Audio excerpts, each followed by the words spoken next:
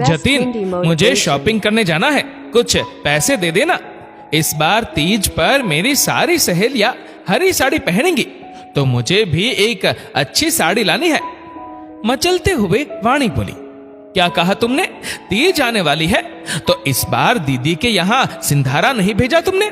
माँ तो हमेशा भेजती थी। सावन आते ही मुझे बोलने लगती थी कि ममता के यहाँ कब जाएगा सिंधारा लेकर।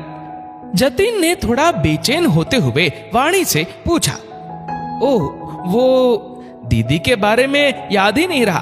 हमेशा मम्मी जी भेज देती थी, इस बार मम्मी जी तो है नहीं और मेरा ध्यान ही नहीं गया। वाणी ने ये बात बहुत सहजता से कह दी, लेकिन माँ के ना होने की बात पर जतिन के चेहरे पर एक दर्द उभर आया। इस साल माँ का ना होना जतिन और उसकी बहन ममता दोनों को अखर रहा था, लेकिन वाणी को तो जैसे आजादी मिल गई थी।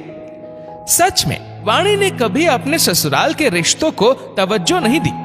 एक ही ननद है उसकी, बहुत ही सरल स्वभाव की, लेकिन जीजाजी एक साधारण सी नौकरी करते थे। बच्चों और सास ससुर के साथ मुश्किल से गुजारा होता है, इसलिए हाथ थोड़ा तंग रहता था। शायद इसी कारण से वाणी हमेशा अपनी ननद ममता से कटी कटी रहती थी। केवल पति के सामने दिखाने को प्यार से बातें करती, नहीं तो कभी हालचाल भी नहीं पूछती थी। पिछले साल सास के देहांत के बाद तो उसने यही मान लिया था कि अब ये औपचारिकता निभाने की भी जरूरत नहीं पड़ेगी। लेकिन जतिन अपनी बहन से बहुत प्यार करता था। ननद के यहाँ सिंधारा भेजने का वाणी का मन तो नहीं था, लेकिन जतिन बोला, सुनो, तुम अपने लिए साड़ी लाओ तो दीदी के लिए भी एक अच्छी साड़ी लेती आना। उन्हें खुशी होगी कि माँ के बाद भी पीहर का शगुन बना हुआ है। जतिन की बात सुनकर वाणी ने हाँ में गर्दन हिला दी, लेकिन उसका मन कड़वा हो गया था। भुनभुनाती हुई वो रसोई की तरफ बढ़ गई। अब ननद के लिए भी नई साड़ी लाओ, मेरी खुशी तो किसी से देखी ही नहीं जाती।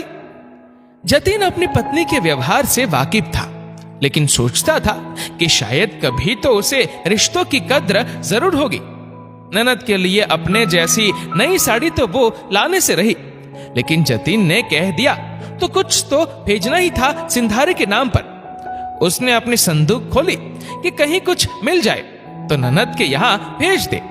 दूसरे दिन उसने खुश होते हुए एक साड़ी पैक करके जतिन को देते हुए कहा, सुनिए, दीदी के लिए मैं ये साड़ी लेकर लाई हूँ, बहुत सुंदर है, मेरी साड़ी से भी अच्छी, बिल्कुल आजकल के फैशन की। पसंद तो मैंने अपने लिए ही की थी, लेकिन दुकानदार के पास ये एक ही साड़ी थी, तो मैंने सोचा दीदी के लिए ही ले लेती हूँ। मेरा क्या है, मैं तो फिर कभी ले लूंगी। आप दीदी से कहना कि ये साड़ी जरूर पहने। ननद के लिए इतना प्यार उमड़ते देख जतिन को आश्चर्य हो रहा था, साथ ही थोड़ा शक भी।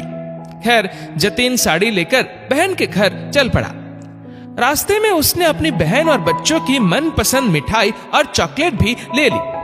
बस में बैठने के बाद उसके मन में पता नहीं क्या आया कि वो वाणी की दी हुई साड़ी को खोलकर देखने लगा। साड़ी को देखते ही वो गुस्से से भर गया। वो साड़ी बहुत ही हल्की थी, उस पर लगी लेस भी जगह जगह से उखड़ी हुई थी। वो उसी समय बस से उतरा और बाजार से एक नई साड़ी लेकर अपनी बहन के यहाँ चला गया।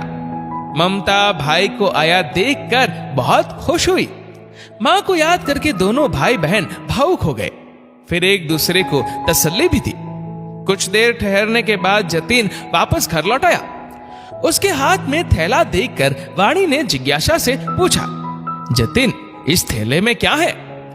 जतिन थैले से वो साड़ी निकालकर नकली खुशी दिखाते हुए बोला, वाणी, जब मैंने दीदी से कहा कि ये साड़ी तुम्हें बहुत पसंद थी, तो दीदी ने ये साड़ी वापस मुझे ही दे दी और कहा कि भाभी का जन्मदिन भी आने वाला है, तो ये साड़ी तुम मेरी तरफ से तोहफा समझकर भाभी को ही दे देना।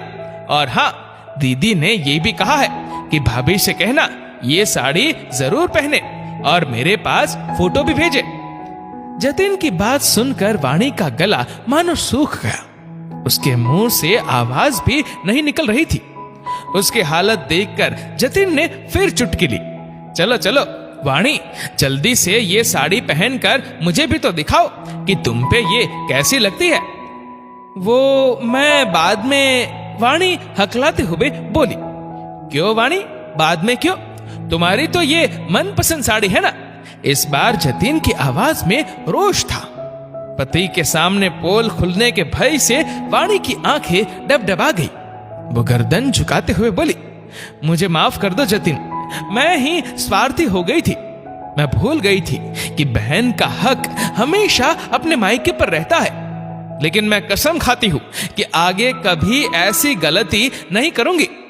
वाणी के पश्चाताप को देखकर जतिन को थोड़ी तसल्ली हुई कि शायद अब उसकी पत्नी रिश्तों का मान बनाए रखेगी।